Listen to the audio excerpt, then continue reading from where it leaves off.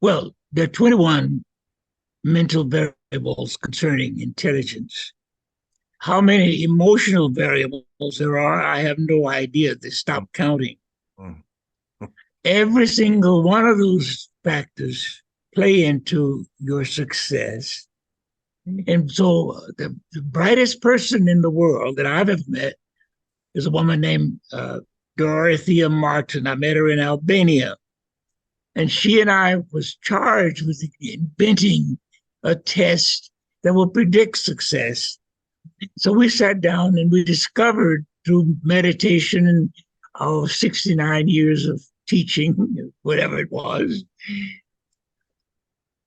here are the factors determining success. IQ is way down the list. Mm. Number one, the strength of your family, Mm. Mm. the power given to you through love from your family. Every great genius that you've ever heard of was pushed into genius largely by the strength of his or her family. Most of us never learned how to train our brains, which is why most of us needlessly settle, struggle, and worse, suffer. My name is Chris Doris, and I want to make brain training mainstream. This is my series, Tough Talks, Conversations on Mental Toughness. I'm interviewing badasses from all walks of life on what mental toughness means to them and their unique approaches to strengthening their minds.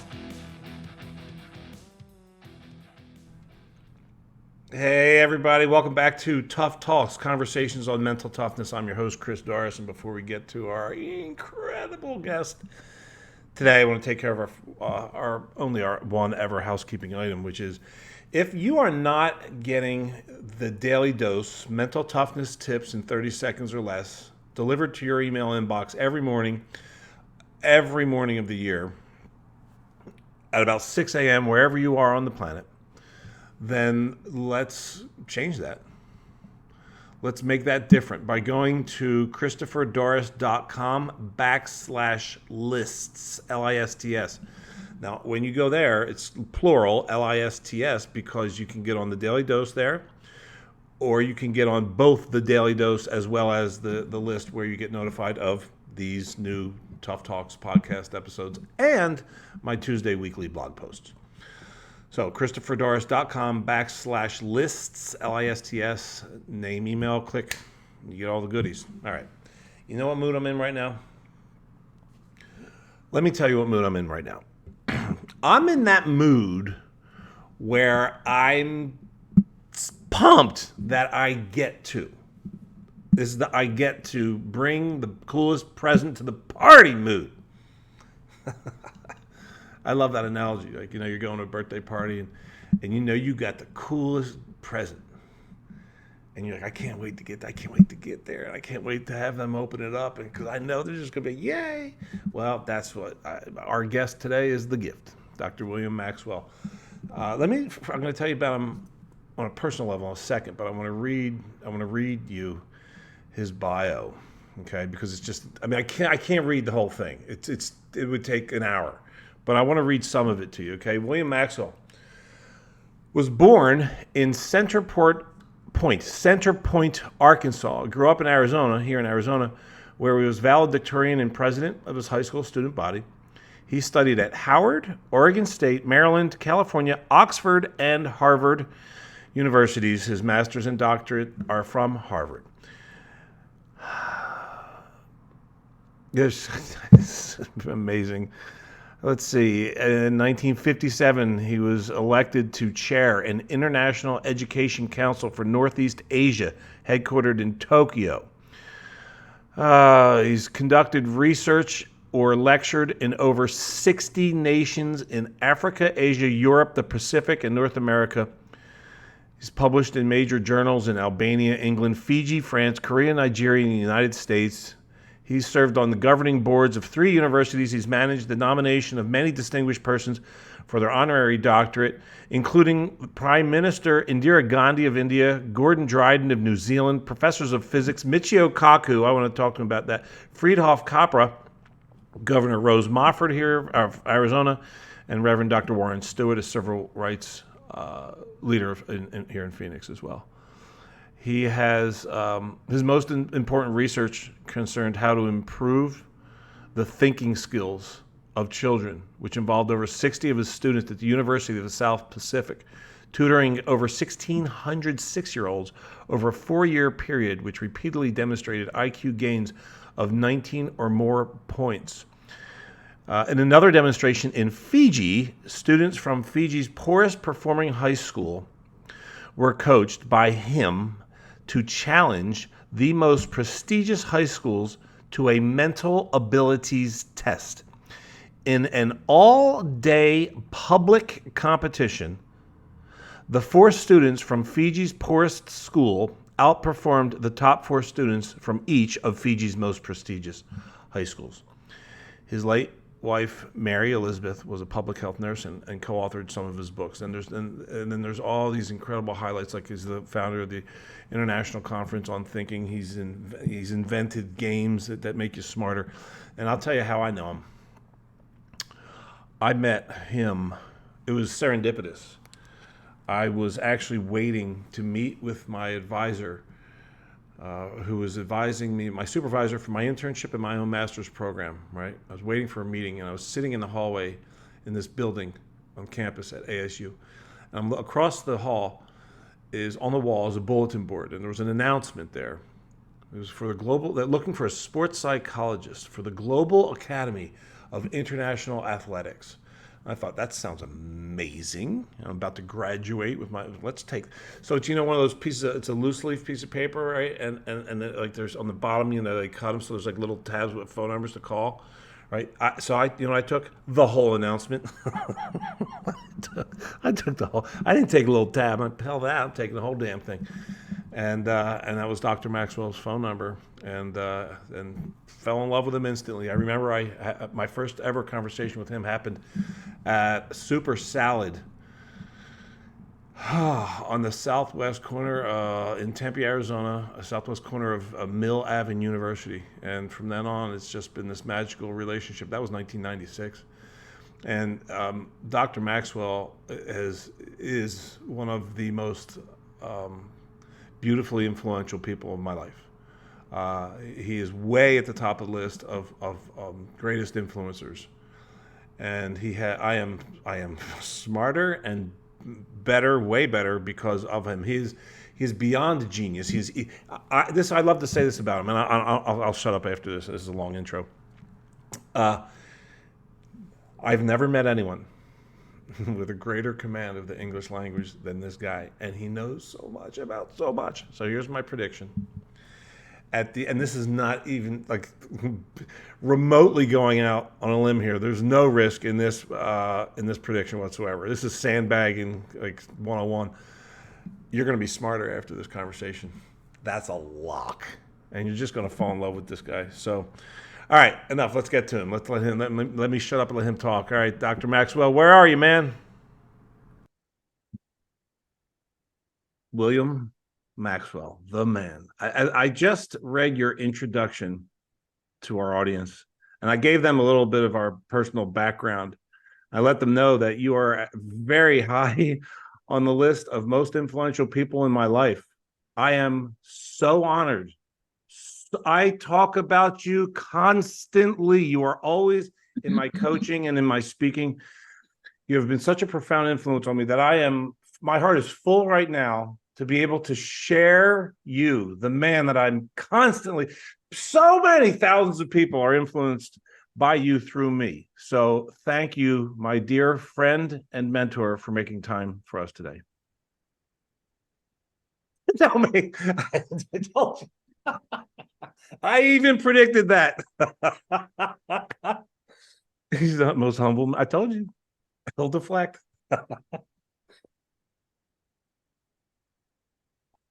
All right, let's just dive in, okay? Thinking, all right? Lao Tzu. Lao Tzu said, if you get your mind right, everything else falls into place. Buddha. And Confucius said that too. Oh, were they buddies? Mm-hmm. Spiritually, yes. Yeah, spiritually. Buddha said, your entire life unfolds according to the way that you think. William James, as a person thinketh, so shall they become. You are an expert in the world of thinking. You are the founder of the International Conference on it.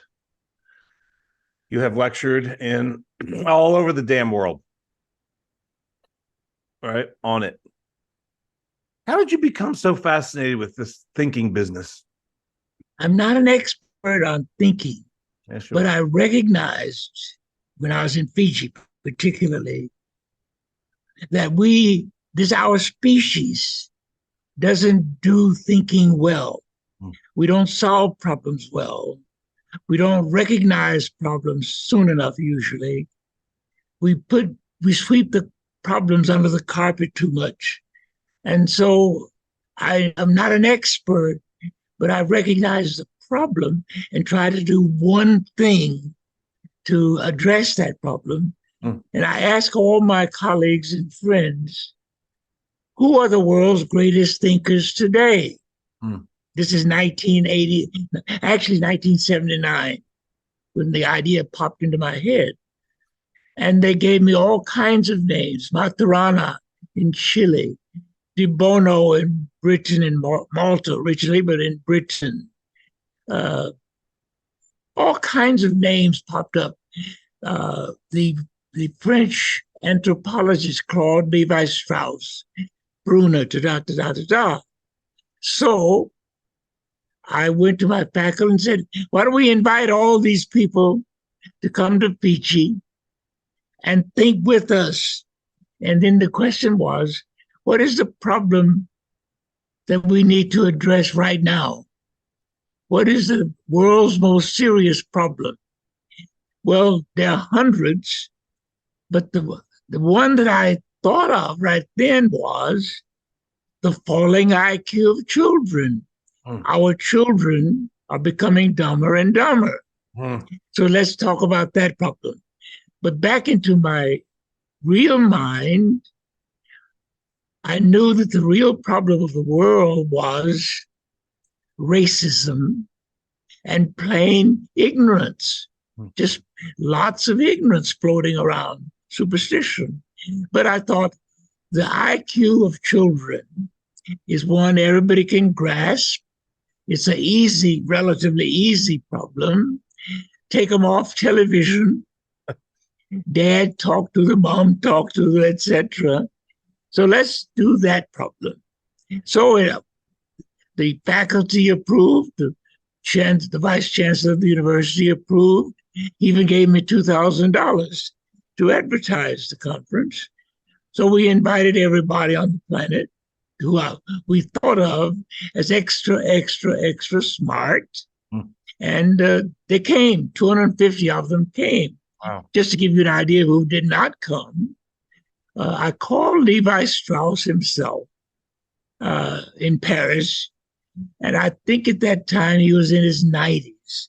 And he said to me, Professor Maxwell, I'm too old to travel, but I wish you well. And the other one was Isaac Asimov. Are you familiar with Isaac Asimov? Yeah, absolutely. I think everybody who reads more than the newspaper is familiar with Isaac Asimov. He's the only writer in the world to have written in all 10 categories of the Dewey Decimal System: science, religion, philosophy, etc., technology, fiction, every section he wrote in. I called him up, and Mrs. Asimov answered the phone. Professor Maxwell, Isaac doesn't fly, and there are no boats going to Fiji, so he's out. Oh. Anyhow, 250 of the world's greatest scholars, particularly Edward de Bono, came. And we sat for 3 days and, quote, quote, solved the problem. And we issued a book, which I edited, and it's called Thinking. And we sent it everywhere. Later on, I found out that very few universities, only about 550 universities ordered the book. And so the question is, do universities think? Is that book available on Amazon now? Yes, and it's out of print, but its used copies are available. And I ordered one recently, and it was in good condition. Oh, that good. one. You're a Harvard guy.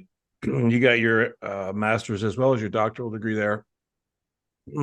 Harvard has been doing a lot of research on EQ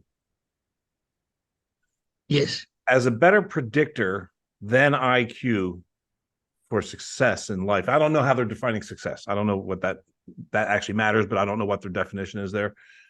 How familiar are you with the distinction between EQ, which for those of you listening or watching don't know what that means? It's emotional quotient versus intelligence quotient.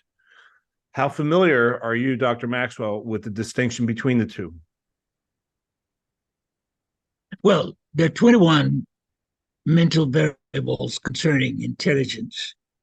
How many emotional variables there are, I have no idea. They stopped counting. Every single one of those factors play into your success. And so the brightest person in the world that I've ever met is a woman named Dorothea Martin. I met her in Albania. And she and I was charged with inventing a test that will predict success. So we sat down and we discovered through meditation and 69 years of teaching, whatever it was,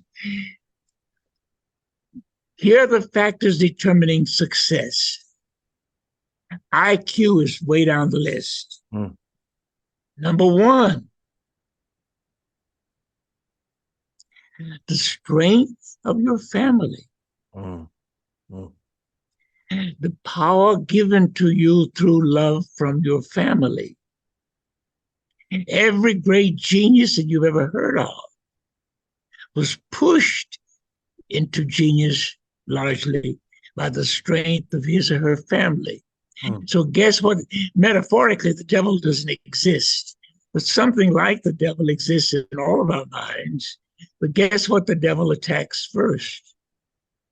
He attempts to destroy the family. 1,000 ways to destroy the family. So the achievement drive comes out of the family. Your curiosity comes out of your genes and your nature, plus the fact that the family doesn't squelch your curiosity. Maria Montessori, the great, great, great teacher, points out your future success depends upon your ability to harness your curiosity and follow it, your imagination, etc. So emotional intelligence is such a global factor that we can't use it as a factor. You have to break it down. For example, your ability to love. Maturana in Chile, the reason everybody thought of him as a great thinker was when he left the world of biology and became a philosopher and a thinker he wrote a book called The Biology of Love, in which he says, in effect, every great invention is a product of love. So your ability to love predicts your success. Now, love is a part of your emotional baggage, or not baggage, this is the bad word, part of your emotional arsenal. And Jesus emphasized that. But ask 100 Christians, Chris, how many commandments are there in the Bible? 99 and a half of them will say 10. Jesus said very plainly, and now I give you, meaning everybody, I give you a new commandment, that ye love one another. We can teach our children how to love.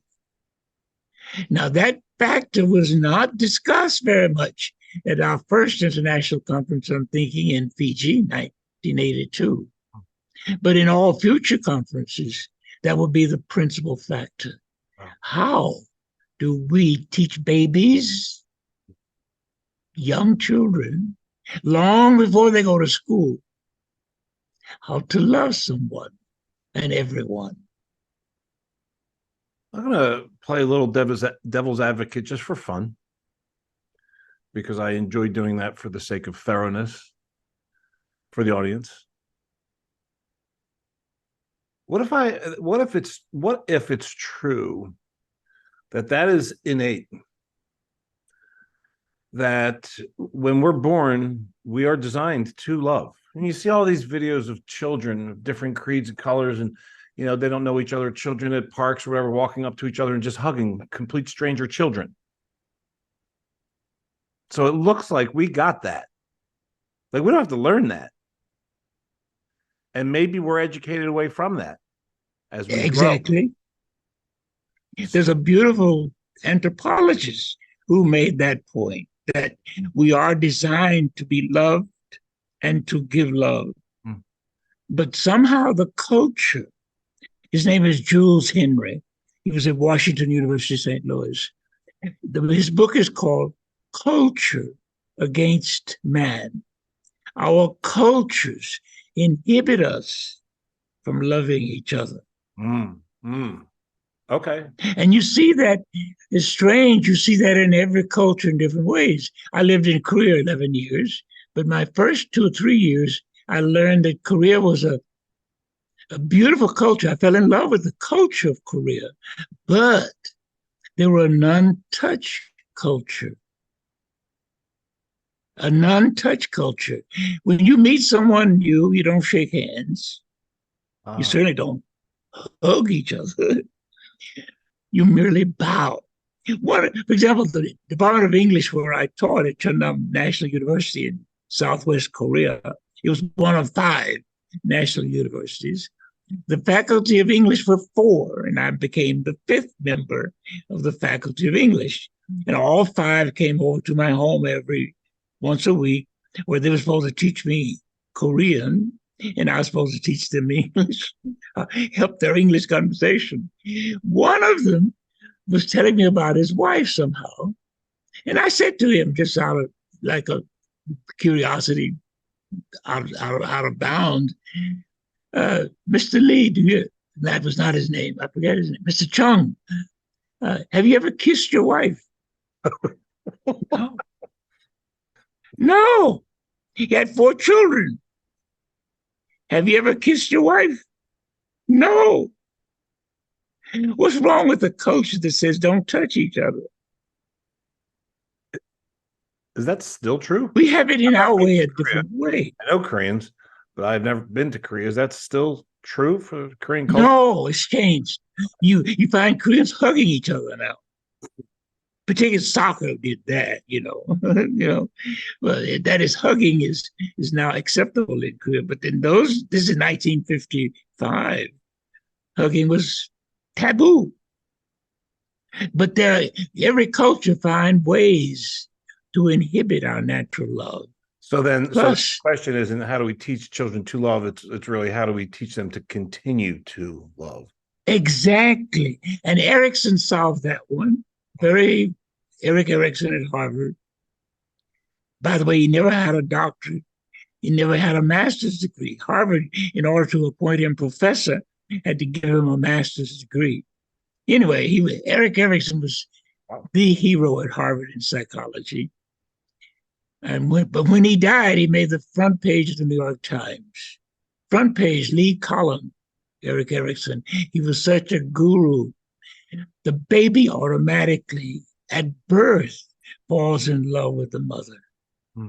Can stare uninterruptedly for 20 minutes at the mother, just falling in love with her and drawing her love to him. But after he falls in love with the mother, he doesn't want anyone else to touch his mother, to get near his mother, because that interferes with his love affair. So he, in effect, hates the father. He goes through the Oedipus complex. Just For 42 days, the baby resents the father. Don't you come in between me and my mother. And he just gets angry as the father comes near. But something happens to the baby 42 days after birth. Magically, as if he's on a divine clock, the baby falls in love with the father. Literally falls in love with the father.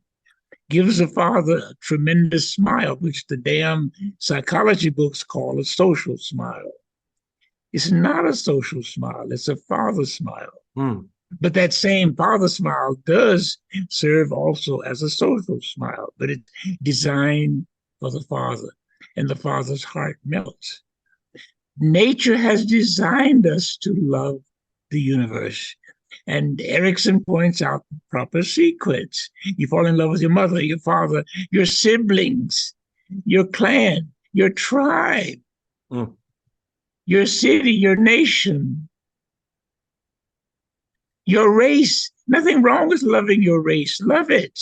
You're designed to love your race. Then go the next step and love the entire human race. Every research study I know about says only 2% of humans have gone that far. I'm sorry. In effect, 98% of humans are still bigots. Oh. Okay, which is all we're all racist. Right? There's no bigot baby. There's no racist baby. Agreed? It's all learned. There's no what?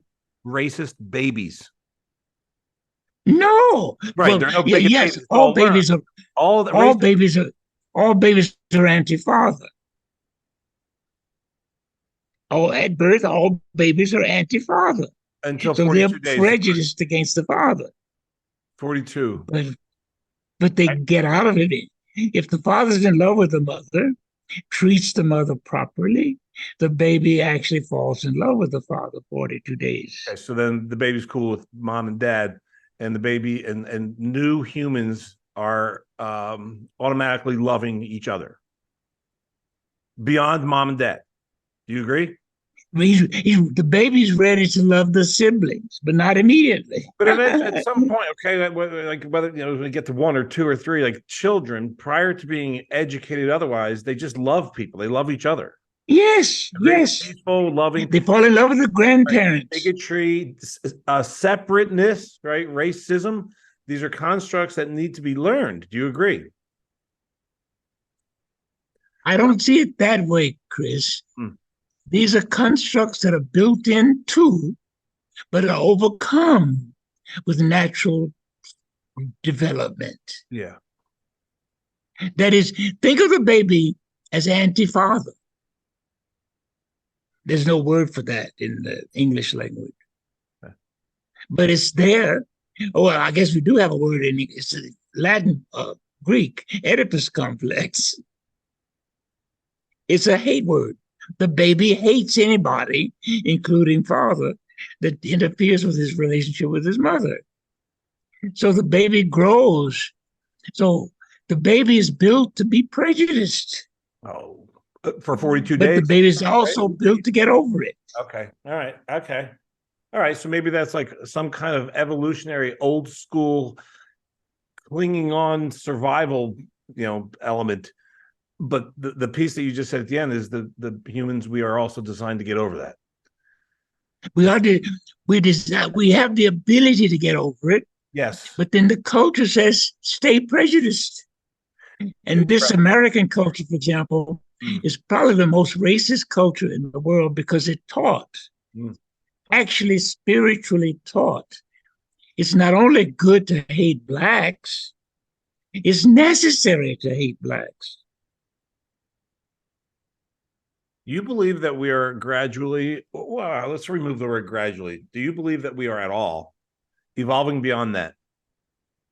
The human race is evolving whether we like it or not. Are we? For the better? We are growing in maturity. Okay. That's whether we like it or not. And even though the established, for example, I'll give you a quick economic case out of real life. In 1962, Milton Friedman solved the problem of racism, literally. He said, if we give everybody a first-class education, black, white, yellow, greens, purple people, yellow people, brown people, green people, give everybody a first-class education, everybody will have a relatively balanced demography. That is, 5 or 6% of us will be physicians, 2 or 3% of us will be philosophers, 9 or 7% or whatever will be scientists, and so on. And therefore, we'll all respect each other, and we will not no longer see color or religion or stature or good looks as barriers to loving each other. It'll be natural. Everybody will be talented, and we all like to watch talented people at work. Yeah. So that was published in 1962 by one of the most eminent economists of the world, Nobel laureate Milton Friedman. He begged, literally begged, universities, foundations, and financial institutions to implement his suggestion. I wrote to all those folks. Here's Milton Friedman's idea on 6 pages out of his book, Capitalism and Freedom. And here's my 1-page summary and another 1-page illustrating the practicality of Friedman's suggestion.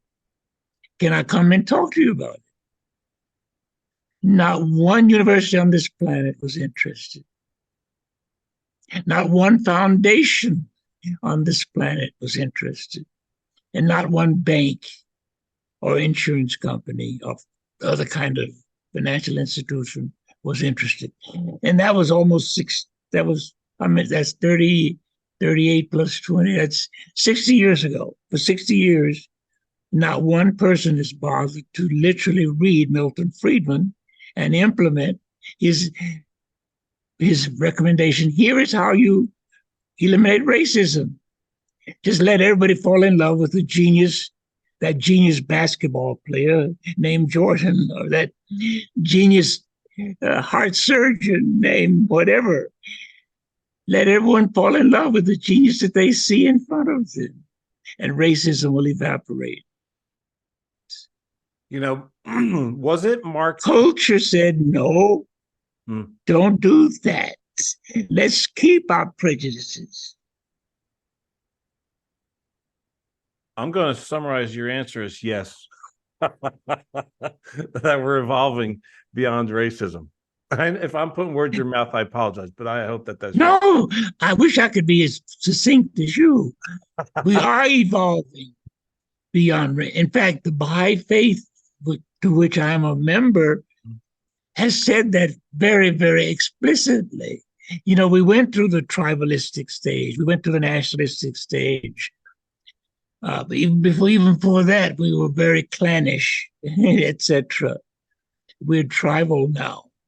We're nationalistic now. But the next stage is universalistic. Oh, there you go. So we are becoming and will be universal. Well, I love that. So you and I. We will love all mankind. Mm-hmm. Was it Mark Twain that said travel is the cure for racism? World travel. He might have. I didn't know that. Well, I love that. I don't know if you and I have ever talked about this. You know, we met in 1996. So you tell me if this sounds like a conversation that we may have ever had. I've been for a long, long time of the belief that we should subsidize student international travel here in America. Give students, maybe maybe college age students, the ability to the option to go travel, particularly to third world countries, to simply be an observer and a participant on some level of cultures that are profoundly different, living life very differently than all that we know. Because I believe then that would truly, because what you said something earlier, that it was right before we pressed record, and it was something about that we're all connected. Right. So yes. So racism is the perception of separateness and difference and, better than. But then when we go experience other people, and we're the minority, then we see things differently. In my experience, and it's a beautiful. We're doing that now. Okay. Actually, the Peace Corps was a manifestation of that. There are the British followed with what do they call it? The British developed the same idea. For example, the college that I headed, the first college in southeastern Nigeria, nearly all of my faculty came out of the British volunteer, BSO, Volunteer Service Organization, which was out the British Peace Corps, and U.S. Peace Corps, that kind of thing. And a Catholic, there was a Catholic priest who was my chemistry teacher, sent to Nigeria by the Catholic Church, not so much to be a priest, but to be a professor of chemistry, learning the culture and so on. But the American Friends, the Quakers do it a lot. Who else does it? Nearly every university now has overseas branches, exchange programs with Bologna or somewhere. Yeah, good. There's you got to help me with this. You're great at this, so I think you'll be able to help me.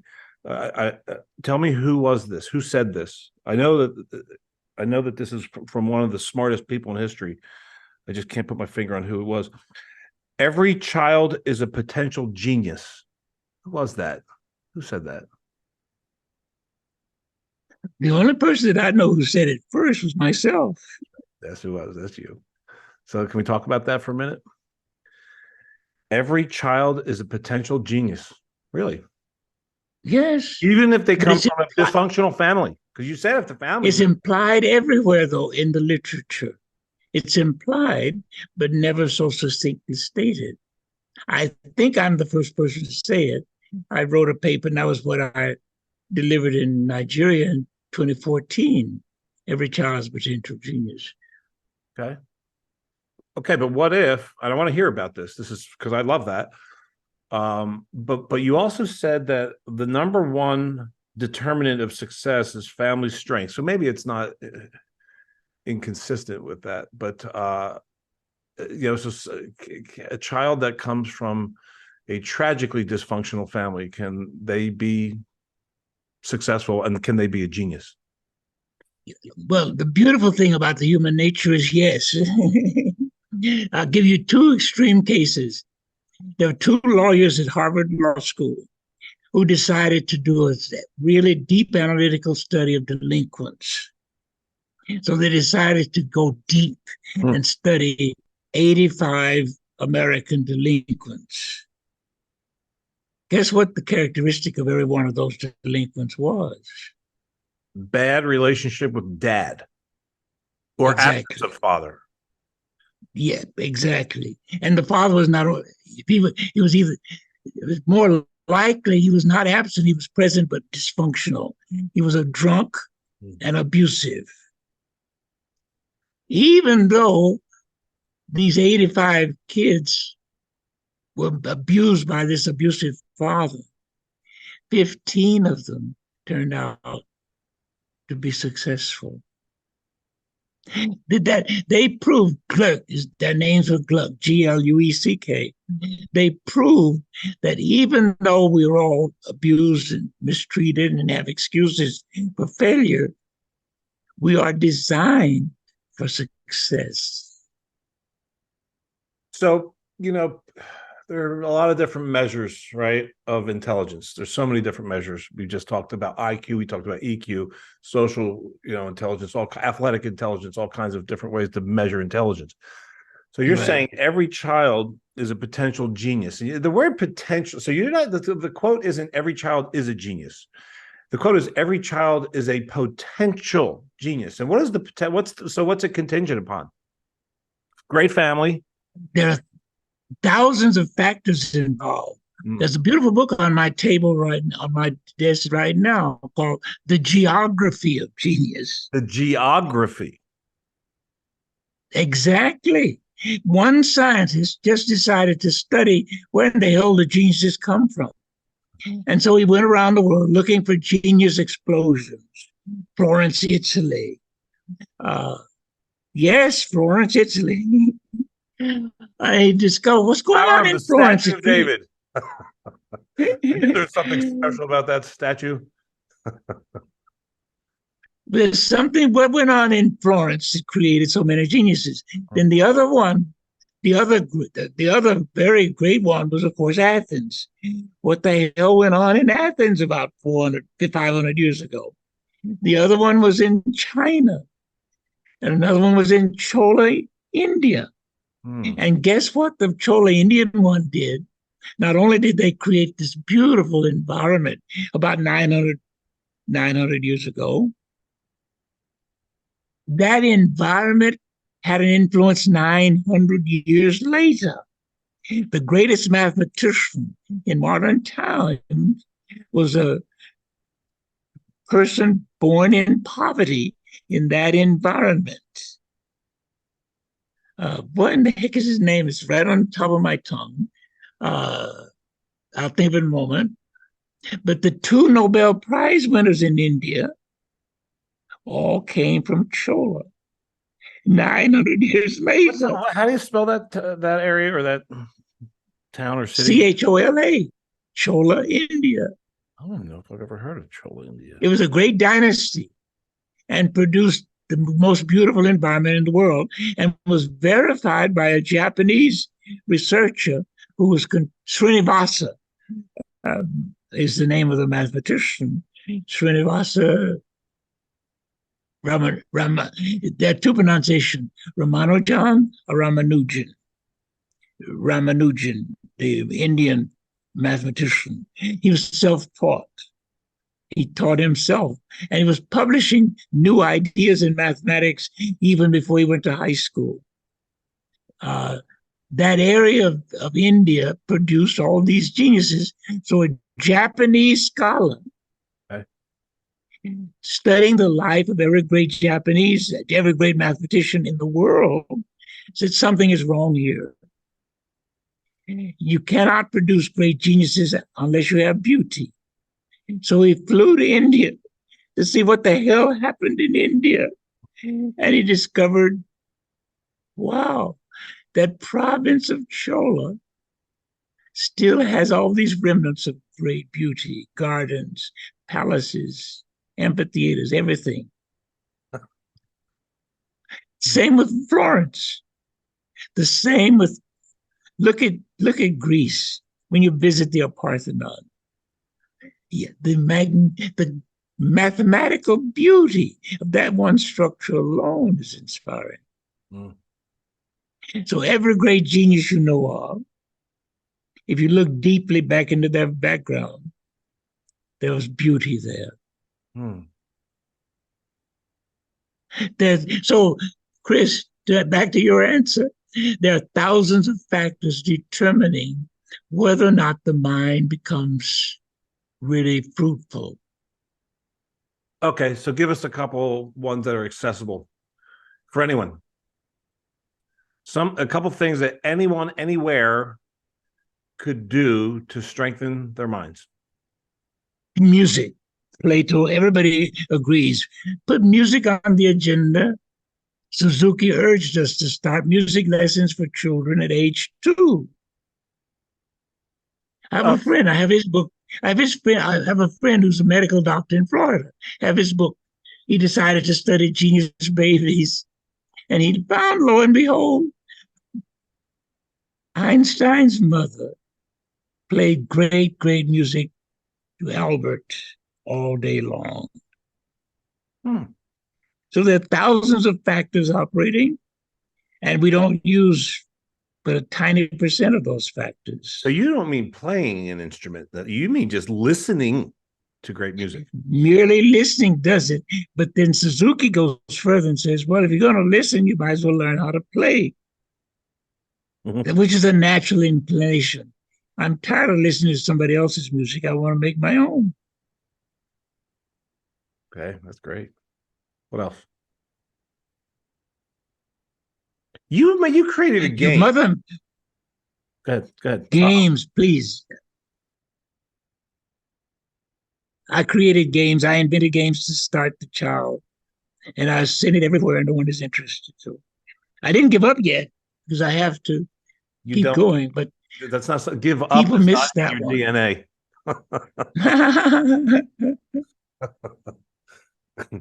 You are the anti-give up. My wife discovered this one. I mean, she didn't discover it. She just verified this one. We both had a habit of being attracted to geniuses, very, very intelligent people. And Mary was very bold sometimes. She said, well, how come you're so intelligent? And so frequently the answer was, we played games in home. At home, as a child, we played games with the parents. Board games, parlor games. Yeah, but what was the one that you invented? So I remember being at meetings, the Global Academy for International Athletics. We'd be at these meetings in Tempe, and you had just created this game, and you would quiz us all. You would have us do the things, and you remind me because I want. Is that still available? It's still available. Inventive Quotient was what it was called. Inventive Quotient. Yeah. Is that? There are 40 sets of games, 40 types of games in that. Is that program. Still available for purchase? Yeah, it's still available. Where? Through me, through our website. Which one? We changed the name to American Creed Academy. Oh yeah, I was looking at that. American Creed Academy. It says it's under construction and will be complete in September. But just click on it and it'll open up anyway. Right. Just click on it. It's under construction, but you can walk in anyway. Okay. Nothing's gonna fall on your head. Okay, you don't need a hat. So give me an example of one. I remember you were saying you combined math and geography. You'd be like, where you're sitting right now in this seat in Tempe, Arizona. I'll draw a card with 90-degree symbol. Yes. You must follow that symbol. Where will you end up if you leave? Yes. Right. Tucson, Arizona, or Phoenix, Arizona. Yeah. Which state will you end up in? Right. Yeah. I have another card with 180 degrees. You have to tell me if you follow 180 degrees out of Phoenix, where will you end up? Cross some border. Where do you end up? Yeah. Well, the answer there is Mexico, etc. Yeah. You're in Honolulu, and you draw 270 degrees. Where will you end up? Japan? In Asia somewhere. Yeah, that's fun. So, that's so exciting. I want to get that. I want to go order that. All right. So, Inventive Quotient. Let me make a note on that because I used to have one, and I was looking for it earlier this morning, and I cannot find it. I really thought I had it. I thought it was in that room right there. Inventive Quotient. So that is a series of games. So it's actually, I remember it being fun. I remember it being fun. Yeah. It is. All games are fun. Yeah. And that's how you keep children interested. In the future, Chris, let's say in physics, there are 212 basic principles of physics. The Inventive Quotient implication is, which is the American Creed Academy, we'll bring to some place like Chandler, Arizona, or somewhere, we'll bring 10 or 12 of the world's greatest physicists and say, all right, here are the 212 principles of physics. Instead of lecturing about those damn principles, let's invent, if there isn't already invented, a game that will teach that.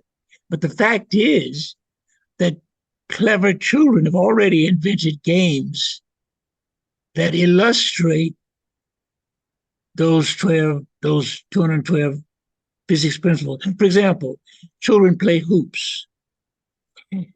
12 of the physics fundamental principles are learned by playing hoops. Just for example, you roll the hoop, you're the dad, you give the kid a hoop, and he goes out and plays with it for 30 minutes and comes home, leaves it in the middle of the floor. Well, you twist that metal hoop so it is now imperfect.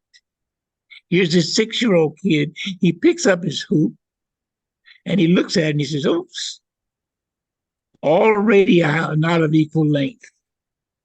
Therefore, this wheel is inefficient. I'm 6 years old. I'm going to make this wheel efficient. I'm going to make this wheel round. I'm going to make all the radii of equal length. He did not articulate that, but he knew it after 30 minutes of playing with the hoop. So he knows one great principle of physics. He's 1/212th way to mastering all of physics by 30 minutes of playing with the hoop. Well, But in fact, he learned 10 more principles of physics out of the hoop. basically, if I'm hearing you correctly, Dr. Maxwell, all we really have to do to get smarter is listen to great music and play games. Oh, no. That's a fact. As one of the, Okay, I only asked for let's say that 2,500 factors in operation. Just operate that one well, and you're inspired. So you got the energy to go to another one. For example, the home must be beautiful and orderly. Orderly.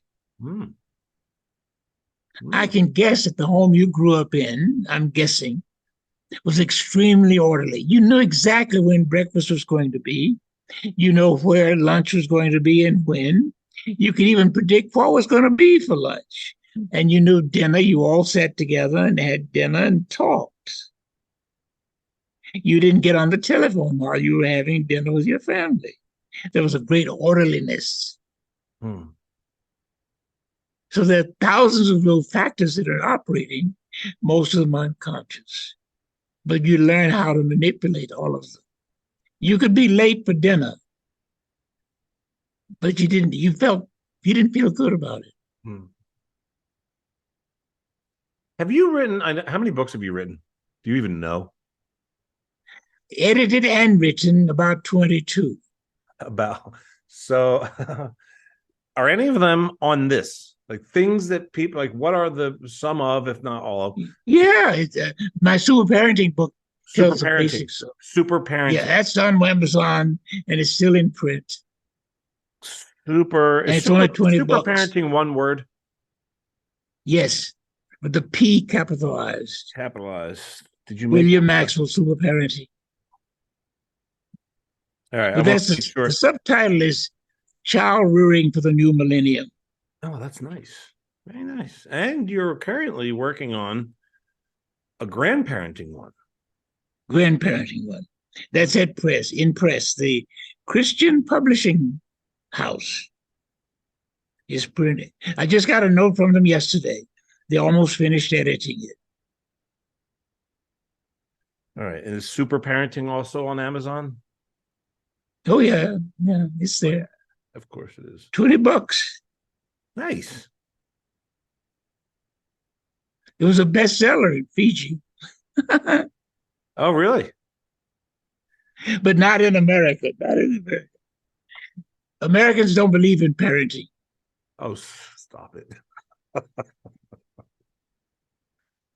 right. Well, we found parenting out. We're going to sell a whole bunch of copies of your Super Parenting book, and I'm going to get some Inventive Quotients and give them out. You just can't give that book out because you need some tutoring to learn how to do it properly.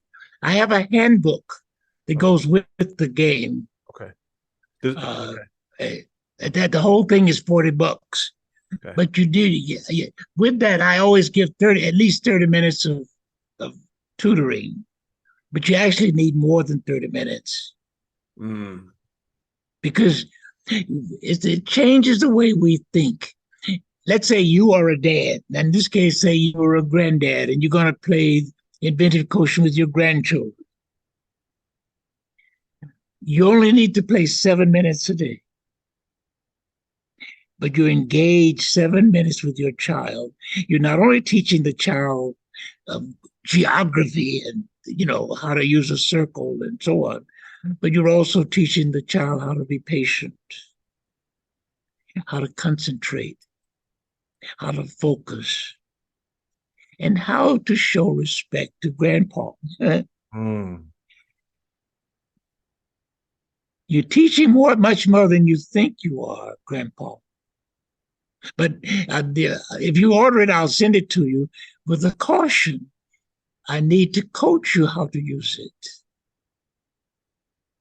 And the coaching is free. You mean like on the phone, on a call, like a Zoom call like this? Or, I thought you said Yeah, we can do it on the Zoom call. Yeah. Wow, that's amazing. Okay. It's amazing how Zoom is invented just to help mankind grow up. But guess what? We don't use it that way. But actually, we are. Take TED Talks. Mm-hmm. Every one of the great thinkers of the world, not everyone, hundreds of the great thinkers of the world are on TED Talks. And not one TED Talk you've ever seen is boring. 18 minutes of exciting knowledge of what every damn thing on the universe. Yeah. And not one moment of boredom. Mm. Unlike the typical school. You know what I just noticed? As my eyes were wandering as I was listening to you, I looked over at one of my bookshelves, and you know whose name I'm seeing right now? Michio Kaku. Uh-huh. By the way, I was responsible for getting him the honorary doctorate at my university there in Tempe, University of Advancing Technology. Yeah, I was there He when came down. I was there. Huh? I was in attendance. That's right, you were, yes. He's hysterical. He, in addition to being brilliant, who we're talking about right now, Michio Kaku, has authored many a book. The one that I'm looking at, I believe, is The Physics of the Impossible. His first great book was The Universe Beyond Einstein. The what? The Young Einstein? Beyond. Oh. Byoun, Beyond Einstein. Oh, neat. Beyond Einstein. Okay, cool. He should have been nominated for the physics Nobel Prize. He's been nominated every time, but he's never won it. That's too bad. He's great. He's so smart and he's so funny. He makes smart fun, like you. Well, I can't be funny. I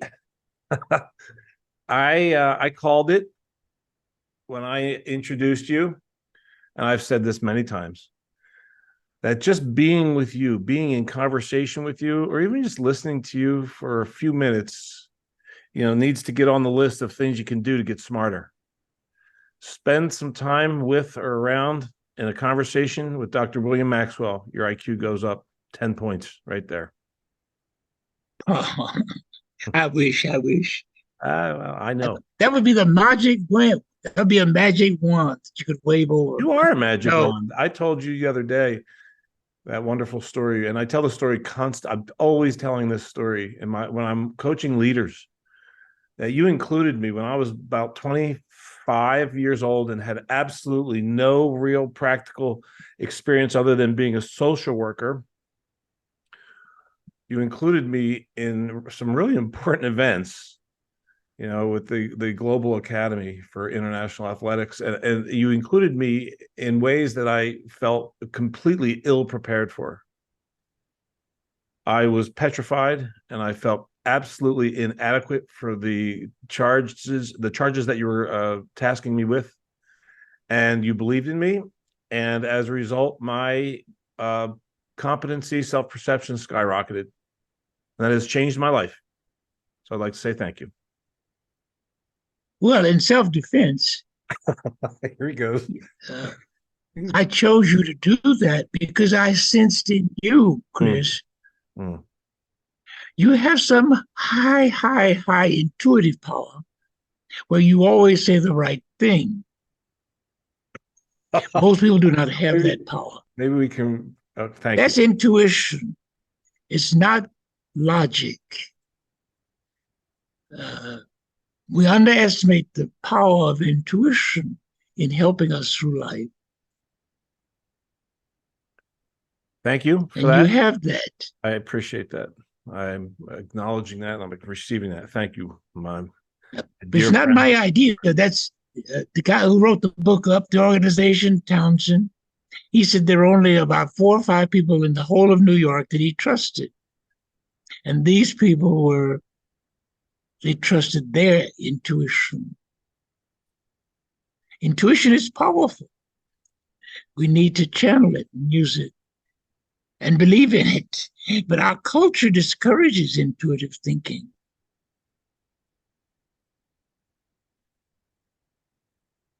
We're growing. We are growing. That's the principle of the Baha'i faith. The human race is about ready to enter a complete new realm of thinking, global universal thinking. Well, that's exciting. Is there a name for it? Or did you just say it? Global universal thinking. I don't think it was given a, yeah, well. But that's what it is. Well, Global thinking or universal thinking.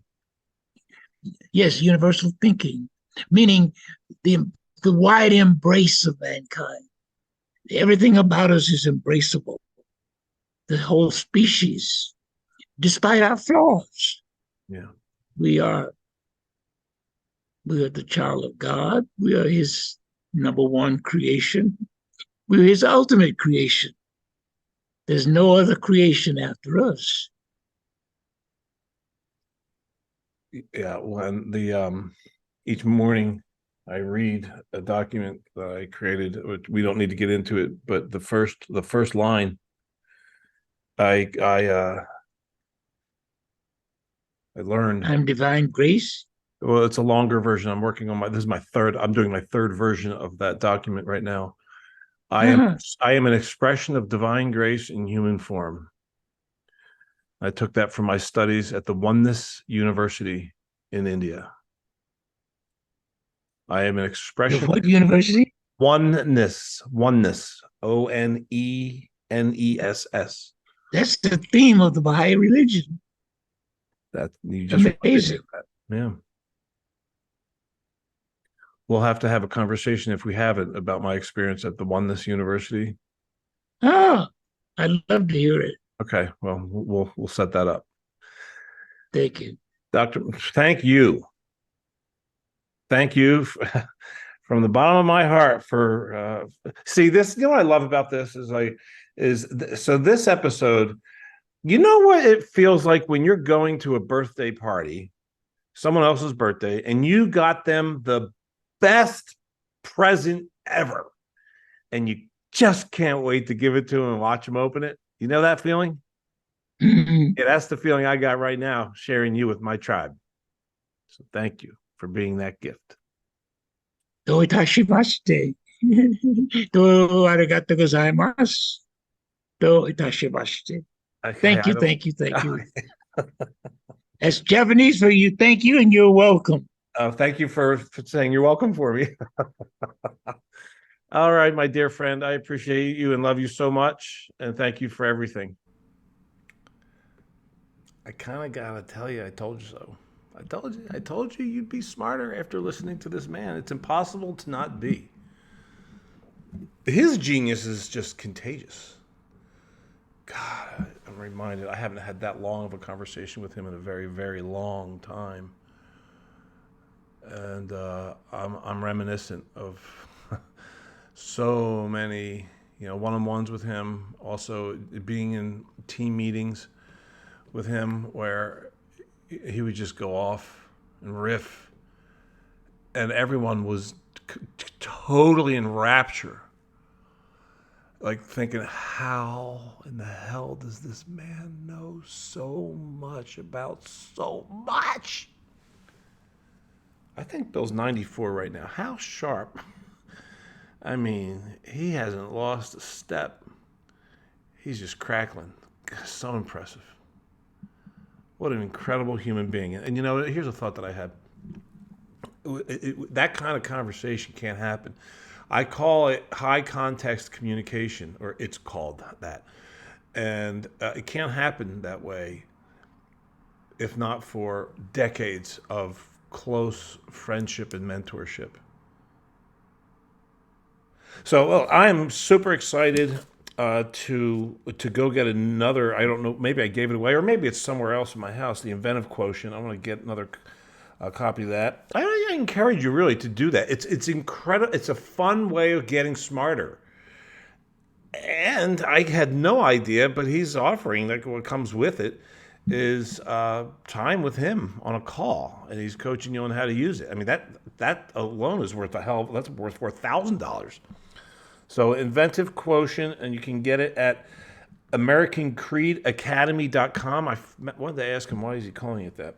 AmericanCreedAcademy.com. It'll be in the show notes.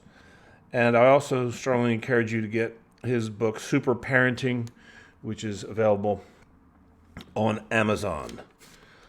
All right. As always, thank you so much for tuning into Tough Talks. And until next time, great miracles.